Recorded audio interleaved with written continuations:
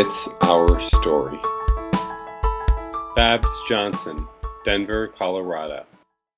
The offering people choices of where they live and receive their services has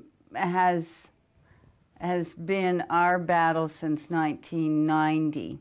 I felt like when we moved on to that battle that it was going back to where our heart really came from, or where Wade really came from in 1975 when he first started Atlantis Community after working in a nursing home and seeing how people with disabilities are warehoused there and told when to get up and what to do for the day. Wade created Atlantis, and it was the first home health agency in the state of Colorado that took Medicaid. He had to fight the state to get reimbursement from Medicaid for services outside of a nursing home. Wade, throughout that, then worked very hard with the people that he helped to move out of the nursing home, as well as other people that ended up wanting services from Atlantis Community to empower people with disabilities. He always kind of tried to stand in the background of an action or a protest, or even just a simple thing like a hearing, and having people with disabilities be the spokespeople, to be in the spotlight, to become leaders. He taught people about his experience as working with civil rights, working with the anti-war stuff, working and being taught civil disobedience.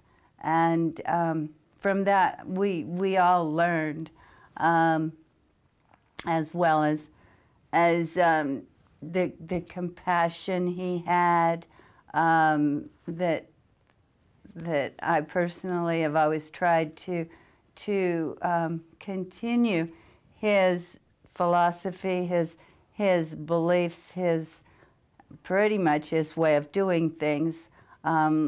Wade was the kind of person that would just go right out and do it, and we'll figure out the money. It'll work out. And you know, that's not always the best way to deal with stuff. And we do have balances here. And we had him when Wade was alive as well, the person that did the books. And Wade would have a few disagreements. Yet that was who Wade was, and that was something that you just loved about Wade. He always watched out for people. He knew that one of the main things that having your troops is you got to feed your troops. So even today, you know, we have 500 people, and we get them McDonald's sandwiches every day for lunch. McDonald's loves us in D.C. And that watching out for the group, but yet you're willing to go out there and do anything that that you ask anybody else to do. You know, you don't see. He never saw himself as special, and anybody that goes on the actions has to look at themselves that same way. That you end up doing things that you never thought you would ever do, but you do have to realize, you know, that throughout all of the actions that we ever did, they were long, hard days, and you didn't know when you were going to get something to eat, when you were going to see a bed again. But there again, that was Wade. It was all from Wade.